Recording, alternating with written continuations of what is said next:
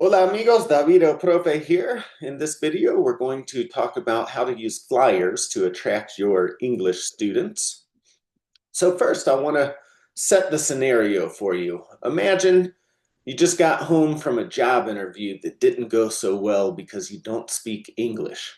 On the way home, you go to your local carniceria to do a little bit of shopping, pick up some food for dinner to cook tonight, and you're walking past the bulletin board and you see the sign that says Clases de Inglés with a phone number.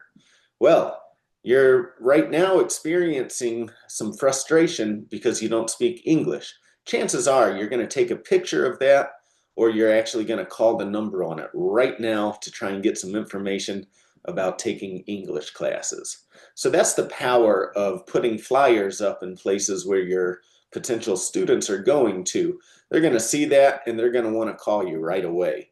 This is a very powerful strategy and it's very fast. What I love about flyers is it's extremely low cost. You can print these out on your home computer and it gives you a lot of high visibility and instant access to your students. I've experienced going out in the community and distributing these flyers and having people right then and there talk to me while I'm in the store, asking me about my English classes. So this is instant. That's easy to update them and tweak and distribute in the future, and it will immediately start building your local presence. First, we have to talk a little bit about your mindset because this is going to start instantly generating inbound phone calls and text messages. You have to be prepared for this. Now, a lot of teachers, especially when they're starting out on their own, this is where they start getting a little bit nervous. You don't know exactly what to say. You don't know how to sign people up. This is a brand new process. And I just want to establish this is kind of the core principle behind this, right? Students need teachers to learn, but we need students to teach. And if you don't start building a list of students right now, you're just never going to have it. So you have to start building that interest now, even if you're not ready to launch. You might be thinking of launching in a month, in 2 months, in 3 months. It doesn't matter. You have to start collecting contact information from interested people now so that when you're ready to launch, you have a solid list of people that you're going to be able to send a text message to or call to tell them about your first class. And this is something that I always tell my students that are learning English with me. You're never going to be ready to start speaking English until you start speaking English. It is going to feel uncomfortable until you do it. And it might feel uncomfortable, those first 5 or 10 phone conversations that you have with somebody, but at some point, it's going to start feeling comfortable. So the important thing is to start now so that it gets comfortable and you start building that contact list of interested students. All right, so this is what you're going to need to get started. Obviously, you need a flyer. You're going to need a phone number for incoming phone calls. You need a list of local spots to visit, and you're going to need a tracking sheet for the leads. Leads are prospective students that are calling you. So take action now. This doesn't have to be anything fancy. The important part is just to take action now. All right. So your first goal with this is to start building a list of interested students. Not everybody's going to be ready right now. Not everybody's going to sign up right off the bat. So if that's one of your concerns, don't worry about it. The important thing is that you get started with this process and you start generating contact information from your students. I mentioned earlier that you'll need some type of spreadsheet for tracking this inbound interest. So this is essentially what it's going to look like. I always like to write down the date so I know exactly when somebody called me. You put their name, their phone number. If you can catch an email address, that's great. That's not 100% necessary. It's helpful to track where people are coming from. That's what the source is called. So if they mention, hey, I saw your flyer at the carniceria, you can put that they came from the flyer, or it's helpful sometimes to even put the store name because you'll want to know the best places to go for your future effort, right? I like having a little note section so that whatever information I capture on that phone call, I can put that down there. It's helpful here to put the date of contact as well because some people are going to call you a couple of times and you want to be able to track that information. For type, You don't have to do anything there really. You might want to capture what they do for work or something like that. So construction worker or chef or housekeeper, I don't know. Sometimes that's helpful for launching future classes, right? If you have 6 people that are construction workers, then that could be a great fit because you can personalize the classes a little bit more. At the end of the day, it's not so important. If you capture their level on the phone call, that's okay. Typically, you'll have to wait until you do an evaluation to put their level, unless, of course, they tell you on the phone call that they want to start from the beginning and they don't speak any English right now. The social media link thing is there just in case you're getting people from Facebook or TikTok or any other social media accounts, but probably if they're calling you, then you're not going to capture that information here.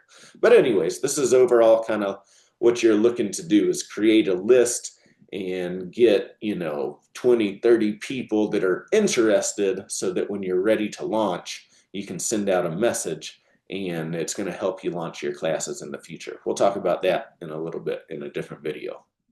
All right, so why is this so important to start this process now?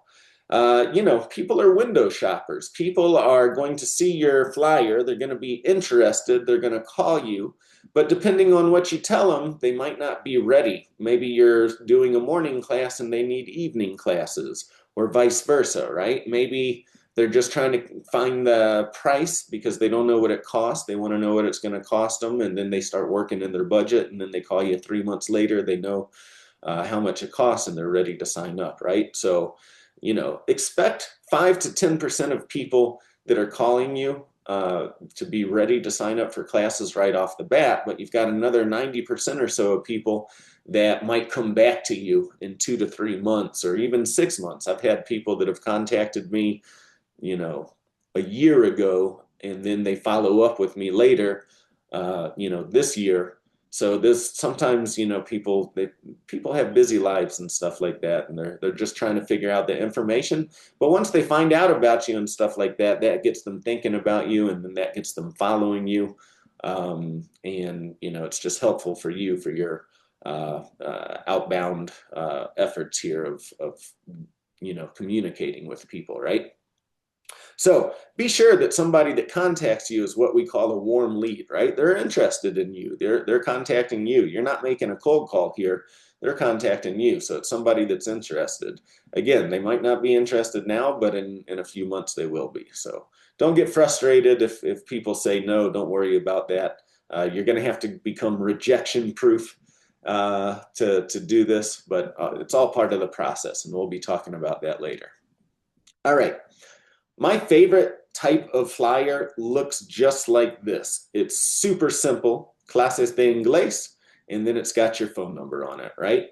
They're not getting overwhelmed with interest, and all they need to see is clases de inglés that's going to provoke some type of curiosity in them and make them call you. I've experimented with this a lot in the years, over the last 15 years or so. When I first started, I thought it was really important to have a really good looking ad, and I had a graphic designer, you know, put together something that was branded and had, all this information, my address and hours and all this stuff like that. And it hardly generated any interest. And I remember one day I was walking around town and I walked past one of my ads and I realized like how hard it was to actually see what I was offering. So I went back and I redesigned it, and all I did was put this super simple ad together, and it started getting a whole lot more phone calls. So simplicity is key here. You just simply need some big bold letters on a white background, no clutter, no extra info. It's easy to design. You can do it on Word, on PowerPoint, on Google Docs, or on Canva. And then when you print these out, I've always found it helpful to print one full page ad and then also 4 per page.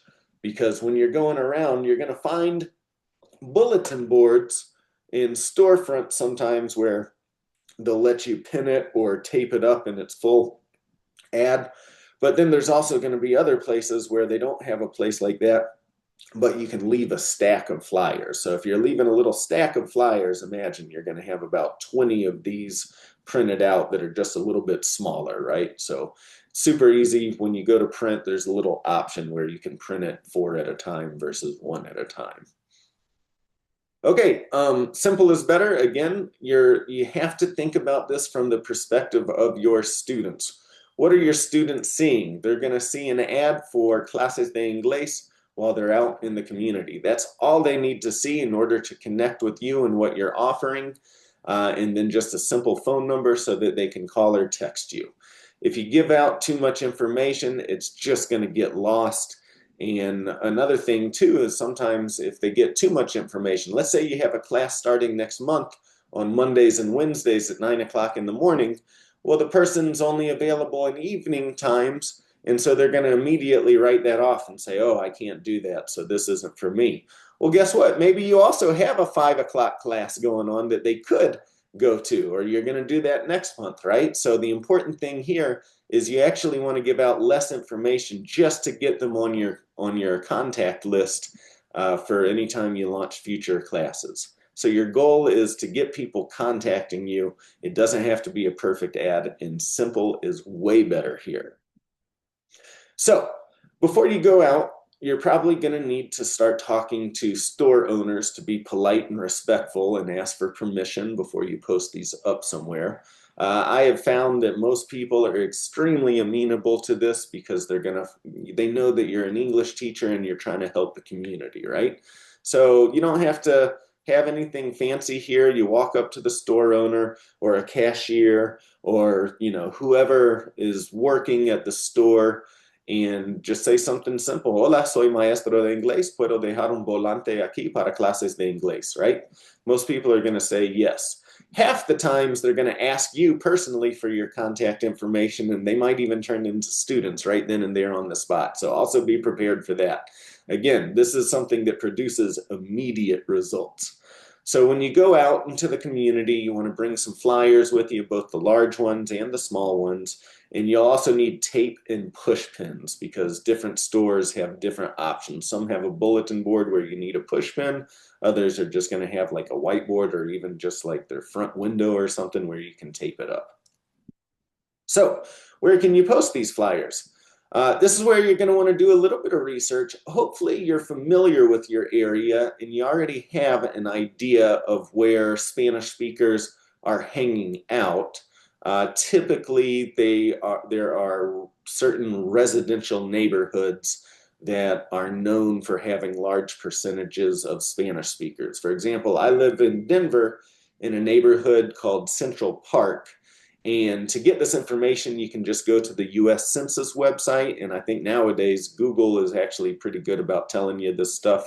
And you can just type into Google, what's the percentage of Spanish speakers in this neighborhood according to the US Census. So if you do that in my particular neighborhood, it's very low. There's about 10% of people. But there's a neighborhood to the east of me called Montbello, and that's closer to 70%. And there's a neighborhood to the west of me called Commerce City that, again, I think is well over 50%. So those are the neighborhoods you want to go to. And you can actually just drive down the street in these neighborhoods and you'll see the storefronts, panaderia, carniceria, mercado, right? Those are the types of places you're looking for. Feel free to do a search on the internet for these types of places, but I think it's really best just to go drive around these communities and look for these storefronts that are obviously advertising to Spanish speakers by the name of their business or by the signs they have up. So those are good places. Loncheras can be good places, the food trucks, any other type of tienda that's selling any type of product or service to Spanish speakers that's named in Spanish. You can go to laundromats in these areas.